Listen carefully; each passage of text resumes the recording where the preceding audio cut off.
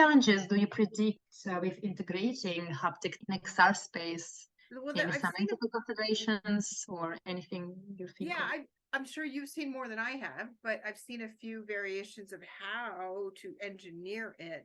And it's, it's either water or it's air or it's electric shocks or whatever, Yeah.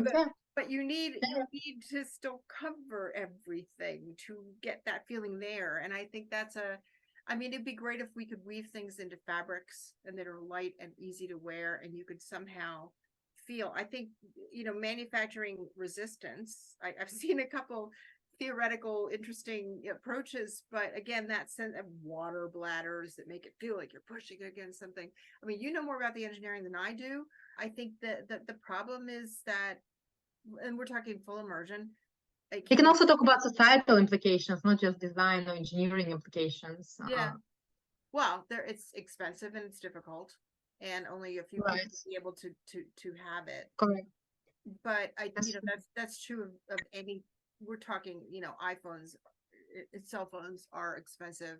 Like the digital divide is getting wider and wider. People who have access to these things, and the next generation of skills that it requires to use them, right? So that's part of what the virtual world is talking about. I think we're talking about a digital divide that's only going to get wider as the technology gets more complicated to access, but they're also critical skills for the future. So it's very important that everybody gets a chance to understand how to use them, especially with AI in the mix and AI driving interaction. Because I always describe AI as the interaction layer that fuels the interaction layer, and XR is the actual how you interact with somebody, right? So AI is the driver. It's the natural language, it's the data, it's everything that makes it work. And that's one of the things the virtual world society is addressing or trying to address, is that communities of people will be left behind if they don't have access to these technologies and understand how to use them, and they're critical skills for the future. So I think in terms of haptics, it's just really hard to get a good haptic. It's expensive. It requires full immersion. It requires putting on well, I couldn't try the Tesla suit at the CES because I'm 6 feet tall. They didn't have a size for me. I mean, all these things you need to think about. I understand that the challenges with developing like a full body suit, but I mean, it's a full on, suit, and then this, and then the gloves, and then the wires, and the headset, and every step of that is a barrier to adoption, right? Right. So It's anybody could develop something that was small and still had the same impact, or at least partially the same. It would be easy. It has to be easy, otherwise people aren't going to use it. very good point. When you talk about haptics, it's kind of, people are expecting touch, and when they think about touch, they think about real touch.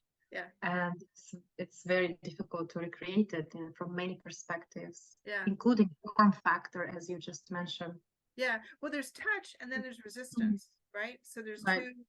there's when you pick up something that's hard and you feel that Right, that's a different one. right. So that's touch, or that's resistance, and then touch, and those are two different things. I mean, I've demoed the everything that's out there at this point, but it's work. It's not easy. I don't know how they're going to make it. I'm not an engineer, so I'm not sure how they're going to make it easy. I know I'm a judge at the MIT hackathon, and they had some haptics companies there last year, and they were talking about they always do things that are in beta at the hackathon, like things that aren't quite out yet, because they want to see how people do them. And they were talking about electrical signals, like, through your hands, you could feel things like that. I mean, it's all kinds of, it's not external, there's internal, but that's kind of, creepy, electrical things through your head. Scared to try. Scared to try. That one I didn't get to, but I mean, all of that. They ended up, there was a couple participants who actually developed stuff for for people with sight challenges, and it was like a sensing where something was, and it was through the haptic gloves that it was getting feedback. It was sensing the barriers. It was very cool. They were navigating by feel, essentially. It was a stronger signal every time they got closer to a solid object in VR kind of thing. But well, actually, we can learn a lot from people who are blind or low vision people. We can actually learn a lot from them about our abilities to perceive haptic feedback, and our abilities are quite right. So there are some limitations, of course, especially in comparison to like visual modality, but we have quite a lot of abilities. So there is potential, but there are also like design constraints that you just talked about. But we are moving forward slower than visual-based applications, obviously, Yeah. but we do.